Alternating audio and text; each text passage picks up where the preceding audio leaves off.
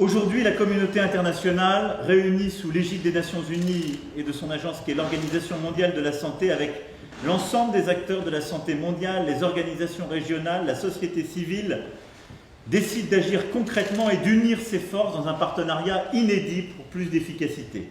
Et vous l'avez dit, avoir autour de la table à la fois l'Organisation mondiale de la santé qui en assurera la coordination, mais CEPI, Gavi, le Fonds mondial, Unitaid, Wellcome Trust, la Banque mondiale, la Fondation Bill et Melinda Gates, les acteurs du secteur privé pharmaceutique, les chefs d'État et de gouvernement ici rassemblés, est inédit.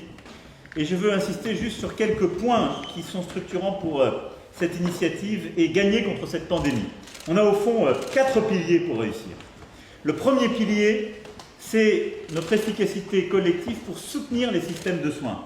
Je vois mon ami Cyril Ramaphosa autour de cette visioconférence. On a eu l'occasion d'échanger, compte tenu de son rôle et son leadership dans le cadre de l'Union africaine. Si on veut gagner contre ce virus, on doit soutenir tous les systèmes, et en particulier les systèmes primaires de soins, pour lutter contre toutes les pandémies, et en particulier le Covid-19.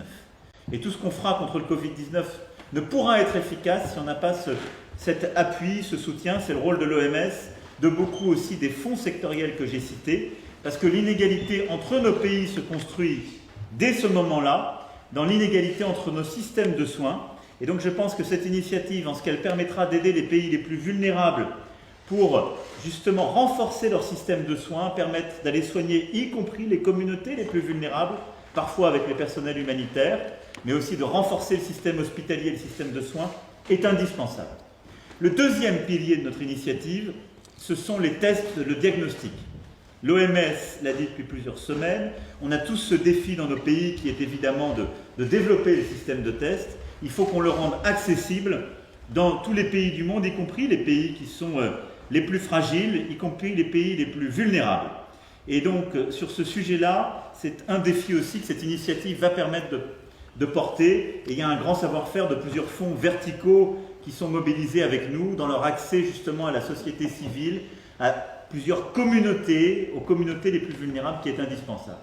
Le troisième sujet, ce sera l'accès au traitement. Beaucoup de nos chercheurs, de nos personnels soignants sont en train de coopérer.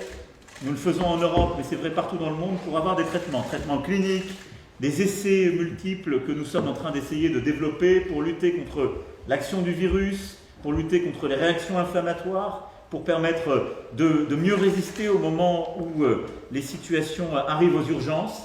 Il faut que ces traitements, nous puissions investir pour les accélérer, les développer, mais aussi en permettre l'accès le plus large partout dans le monde. Et ça, c'est un élément essentiel que cette initiative permettra justement de rendre possible. Et puis, le quatrième axe, c'est évidemment celui des vaccins. Il suscite beaucoup d'attentes. Et je crois que ce que nous sommes en train de faire, c'est aussi de permettre d'écraser à la fois le temps et l'espace.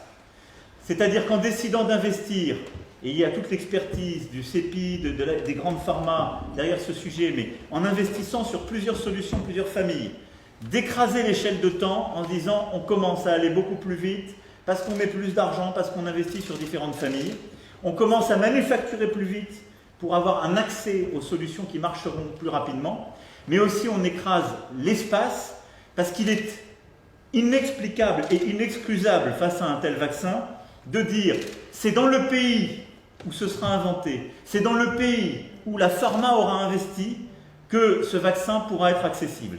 Il faut qu'au moment où on arrive à gagner ce combat, le plus rapidement possible, partout, le vaccin soit accessible à toutes les populations.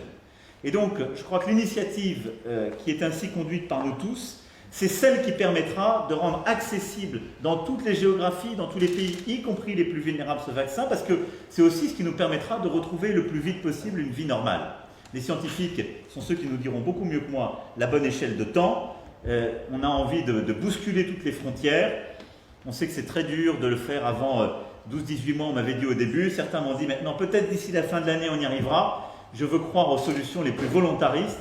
Plus on se mobilisera, plus on sera unis, plus on arrivera à mettre tout l'argent public et privé mobilisable, mieux on y arrivera. Nous allons maintenant continuer à mobiliser tous les pays du G7, du G20, pour qu'ils se mettent derrière cette initiative. J'espère qu'on arrivera à réconcilier, si je puis dire, auprès de cette initiative commune, et la Chine et les États-Unis d'Amérique, parce que c'est au fond de dire la lutte contre le Covid-19, c'est un bien commun de l'humanité, et aucune division, au fond, n'a lieu pour gagner cette bataille. Et ce que je voudrais enfin retenir, c'est deux choses. On a un rendez-vous le 4 mai prochain autour de l'Union européenne autour maintenant de ce plan d'action très clair où tout le monde est uni, lever l'argent. Et je voudrais que cette méthode, on arrive collectivement à la garder en tête pour les autres pandémies, pour beaucoup d'autres luttes qu'on a à mener. Ce qu'on est en train de faire maintenant, il faut le réussir, montrer au monde que c'est possible quand on se met tous ensemble et qu'on unit nos forces. Et je rêve qu'ensuite on arrive à avoir une telle énergie, une telle unité aussi vite pour lutter encore plus efficacement contre la tuberculose, le paludisme, le VIH et aussi beaucoup d'autres pandémies qui peut-être ont touché beaucoup plus que d'autres les pays les plus vulnérables, mais qui justifient d'aller encore plus fort, plus loin, tous ensemble. Donc merci Dr Tedros de nous réunir, merci au rôle que joue l'OMS et merci à tous les fonds, les pays, les acteurs aussi, fondations et acteurs du secteur privé, d'être là aujourd'hui pour qu'on réussisse cette bataille contre le Covid-19, mais aussi cette percée que nous sommes en train de faire collectivement.